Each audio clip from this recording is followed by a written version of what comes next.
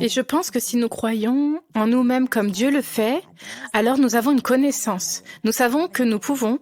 Et si nous baissons le volume de toutes ces choses, et je me le dis parfois, même aujourd'hui, aujourd'hui, suis-je qualifiée pour être à l'antenne et à prier?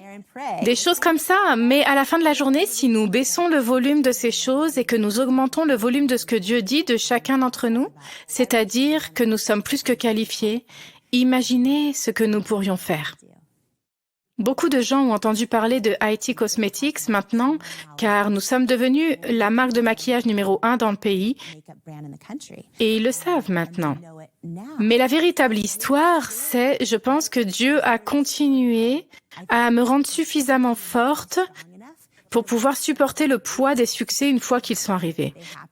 Parce que je me souviens, je crois que c'était le 3e jour où je pleurais jusqu'à m'endormir en me demandant comment je pouvais me sentir comme... Vous savez, quand Dieu met quelque chose sur votre cœur, vous le sentez, vous le savez. Je savais juste que nous étions supposés être sur la chaîne QVC et maintenant, non seulement ils ont dit non pendant des années, mais maintenant le chef a dit des mots, vous n'êtes pas le bon choix pour nous, pour nos clients. Ce qui m'a permis de continuer, c'est qu'à chaque fois que je priais, je m'immobilisais, je sentais cette connaissance. Il me disait non, mais Dieu me donnait une certitude, et cette certitude était que je devais continuer. Nous avons juste continué. Et peu de temps après, nous avons reçu un appel de celui que je pensais être ma grande chance. Vous avez déjà regardé votre histoire et vous vous êtes dit, comment ai-je pu mettre tous ces gens sur un piédestal au lieu de Dieu? Mon histoire est, oui, Votre salut est juste là. exactement. C'est si facile de mettre les gens sur un piédestal alors que ça devrait juste être Dieu. Je pensais que la prochaine personne que je mettais sur un piédestal était cet investisseur. Cette grande société de capital investissement nous avait contactés et nous n'avions pas d'argent. Tout le monde nous disait non et à ce stade, nous faisions 1 à 2 commandes par jour sur notre site web. Et nous sommes passés par toutes les réunions, tous les processus. Nous sommes entrés dans la phase de diligence avec eux. Quand ils commencent à regarder notre pipeline de produits, l'avenir de nos finances et tout, il est descendu. Je n'étais jamais passée par ce processus, alors j'ai pensé, c'est fait, c'est arrivé. Nous sommes arrivés à la réunion finale, mon mari et moi avons pris l'avion pour y aller. Il m'a dit, nous voulons vous féliciter pour avoir fait un produit vraiment génial. Nous y croyons vraiment, mais c'est non. Nous n'allons pas investir dans IT Cosmetics. Et j'étais juste dévastée. Je me souviens juste que j'étais tellement habituée à entendre non. Mais j'ai dit, OK, pouvez-vous me dire pourquoi?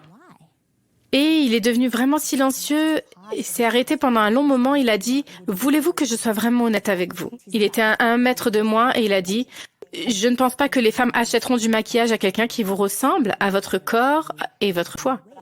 Mais je n'oublierai jamais, probablement l'un des moments les plus puissants de toute ma vie, c'est quand il a dit ça, quand il a dit ces mots. J'ai eu ce sentiment profond en moi, je m'en souviens comme si c'était hier, qui disait, il a tort. Je l'ai ressenti. Je ne savais pas comment j'allais le prouver. C'était juste un autre moment où c'était un grand non. Mais ce sentiment était pour moi un signe de Dieu. Et pour faire court, nous étions à un grand salon de beauté. Il y avait 6000 femmes. Je nous avais inscrits 1 an à l'avance parce qu'au moment où nous étions là, nous n'avions pas d'argent. Nous étions déjà inscrits, Dieu merci. Mais il y avait 6000 personnes qui arpentaient le sol de ce salon de la beauté.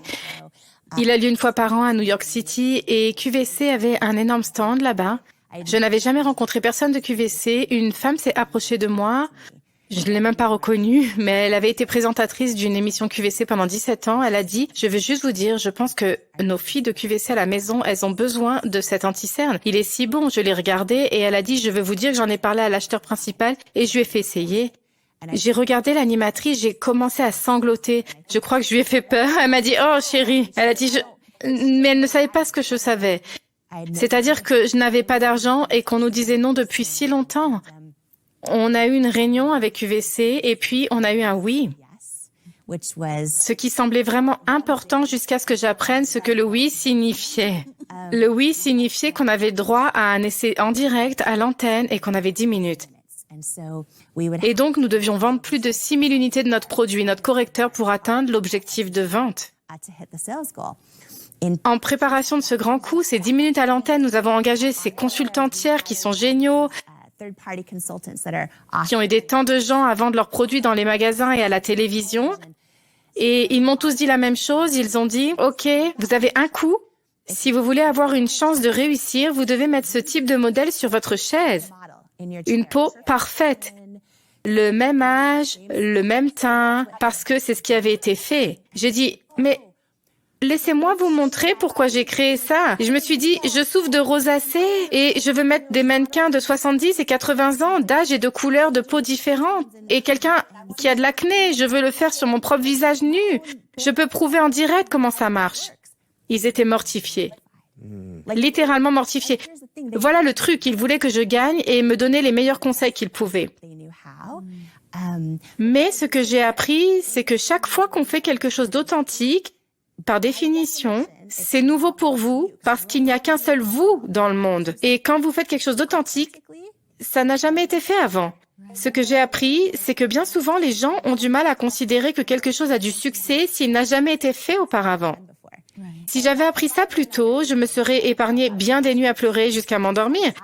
Je me suis dit, j'avais peut-être tort alors que tout le monde disait que ça ne marcherait jamais. Et quoi qu'il en soit, je me suis retrouvée dans cette situation où j'avais une seule chance et où j'avais l'impression que tout était en jeu. Et je pouvais soit faire ce qu'ils me disaient de faire, les consultants tiers me disaient, ce qui était vraiment la recette du succès, mettre une personne qui a une peau parfaite, que les gens voudraient avoir.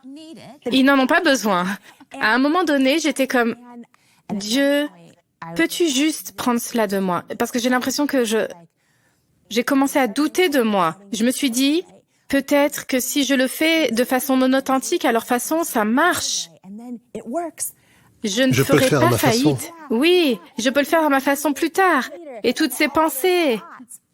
Et il y a eu ce moment où, assise dans cette voiture, je priais et pleurais littéralement.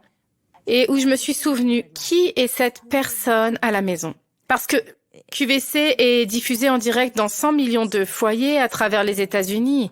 Et j'ai juste continué à penser. Pour une raison quelconque, j'ai imaginé mon client à l'autre bout. J'ai imaginé, je ne sais pas pourquoi, mais j'ai continué à imaginer une mère célibataire dans le Nebraska pliant du linge, qui était bien trop occupée pour se rappeler qu'elle comptait et qu'elle était belle. Et j'ai juste eu ce moment où je me suis dit, si elle va me bénir avec 2 secondes de son temps précieux et allumer sa télévision, même si elle n'achète rien, je préférerais qu'elle l'allume et voit des femmes qui lui ressemblent et que je les appelle de beaux modèles et que je le pense. Même si elle n'achète rien, je préfère ça et défendre ce que je crois plutôt que de vendre un tas de produits sans rien défendre. Mais parfois, quand on sait ce qui est juste, ça ne veut pas dire... C'est facile, exactement. Et je me souviens du moment où je suis entrée dans le studio et c'est en direct et vous avez des caméras partout, tout comme maintenant. Mais voici ce que je ne savais pas. J'ai appris juste avant. Je savais que j'avais 10 minutes, mais je ne savais pas que si vous êtes en direct et que ça ne va pas 1 ou 2 minutes après, ils peuvent couper. Donc vous pouvez penser qu'il vous reste 8 minutes et boum, votre horloge descend à 1 minute. Et je suis entrée, j'ai vu les horloges géantes sur le sol et j'ai prié. Je portais un double Spanx, non pas parce que je me souciais de mon apparence, mais parce que j'étais si nerveuse que je voulais que ça absorbe la sueur. Désolée, Matt. Je voulais absorber la sueur et je transpirais, je tremblais. J'avais répété cette démonstration. Tu imagines un double Spanx, désolée. Et je m'étais exercée à cette démonstration où je mets les 2 meilleurs correcteurs des grands magasins et le nôtre sur mon poignet et je me penche pour montrer que le nôtre ne se plie jamais là-dedans. Je m'étais entraînée dans ma salle de bain 1 million de fois et on est en direct, tout d'un coup en direct. Je suis un tel gâchis. Je lui dis, regarde ça. Et j'essaye de le faire, mais ma main était comme ça parce que j'étais si nerveuse, elle l'a attrapée. Elle est comme merci mon sucre. Et elle l'a mis sous le truc et elle a pris le relais. Je me souviens avoir marché vers les mannequins de tout âge, de toute forme, de toute taille. Et je savais que je n'étais pas encore coupée. C'est ce que je savais, mais je savais pas comment les choses se passaient. Il ne restait plus qu'une minute et l'animateur a dit « La nuance profonde est presque terminée, la teinte bronzée » et je me souviens qu'au bout de 10 minutes, ce panneau géant stock épuisé est apparu sur l'écran. Ce que j'avais imaginé, je pense que les athlètes olympiques envisagent d'atterrir le triple axel. Alors j'imagine tout d'un coup ça se passait, il y avait cet énorme signe de vente. Ils ont coupé sur moi, sont passés au produit suivant qui est l'aspirateur Dyson ou quelque chose, des vitamines. Et je me souviens, j'étais en état de choc. Je me souviens que j'ai commencé à pleurer à la télévision nationale. Et mon mari est arrivé en courant par les doubles portes du studio et j'ai dit « Les vraies femmes ont parlé !» Et lui « On ne va pas faire faillite !» Et j'étais comme « Oh mon Dieu, oui !» Women are from Mars. Women are from Venus. Oui, oui. Et cette seule diffusion s'est transformée en quelques autres l'année suivante et plus 100 l'année d'après. Finalement, nous avons fait 250 émissions en direct par an sur QVC et nous sommes devenus la marque beauté numéro 1 dans l'histoire de QVC. Nous le sommes encore aujourd'hui. Votre histoire est à contre-courant. Vous vouliez redéfinir la beauté. Et quelle histoire incroyable. Il y a tellement de choses qui me passent par la tête en ce moment. Je pense à tout, depuis le moment du double Spanx jusqu'à tous ces personnages bibliques et héros de la foi. Et je veux dire, je suis assis ici et je pense même à notre bon ami Mike Rowe qui a commencé sur QVC. Et le fait que Dirty Jobs est la version authentique de la télévision, où il a fondamentalement inversé le script sur le travail et ce qu'un animateur de télévision était censé être, et il devient l'apprenti. Vous prenez essentiellement le contraire de ce que l'industrie de la beauté nous impose à tous. Pas seulement aux femmes, mais aussi aux hommes. Et vous changez fondamentalement ce récit. C'est fantastique. J'adore ça. C'est incroyable. C'est une histoire tellement plus importante que la vente d'une société de cosmétiques. C'est vraiment une victoire pour cet anti-système. Et d'ailleurs, c'est le cadeau. C'est votre prix. Ce n'est pas seulement un grand spectacle. Celui-ci aussi, c'est pour vous. Et je crois aussi que c'est l'émission la plus facile pour moi que j'ai faite. C'est là où j'ai dit le moins de choses que sur n'importe quel autre programme de presse, je pense, dans l'histoire de TBN. C'était génial, n'est-ce pas? Le seul point négatif de ce programme est que je sens que mes lèvres ont besoin d'être repulpées. Vous vous sentez toujours comme... Nous avons quelque chose pour ça, mes j'en cheveux suis de ce sûre. côté semblent tout dépasser. Sois unique en ton genre, Fantastic chérie. Sam, ce n'est pas si fantastique que ça, n'est-ce pas? Authentiquement toi. Bon, vos dernières pensées, je vais les prendre et je les mettre dans votre voiture pour vous. J'aimerais les récupérer. Ce sont vos prix. Merci d'être avec nous. Merci beaucoup. Bon, vos dernières pensées sur cette aventure.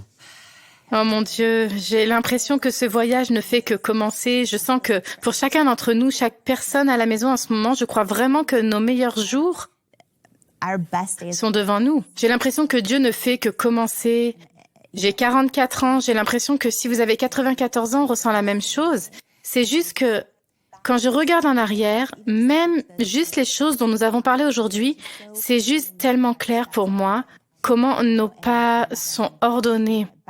Dans les coulisses, avant de sortir, nous parlions de travailler très dur, de construire des choses. Et je suis sûre qu'il y a tant de gens à la maison qui travaillent si dur en ce moment et ne savent pas dans quelle direction vont les choses et tout ce qui se passe dans le monde en ce moment.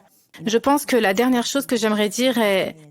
Parce que beaucoup de gens disent « Comment avez-vous commencé avec rien et construit cette entreprise d'1 milliard de dollars ?» Et c'est comme « Oui, j'ai travaillé très dur, je me suis relevée à chaque fois que j'ai eu un nom et que j'ai été mise à terre. » Mais je pense vraiment que la plus grande chose que j'ai faite dans la construction de cette entreprise d'1 milliard de dollars a été de prendre la décision de croire que je pouvais. Je pense que si nous croyons en nous-mêmes, comme Dieu le fait, alors nous avons la certitude, nous savons que nous pouvons.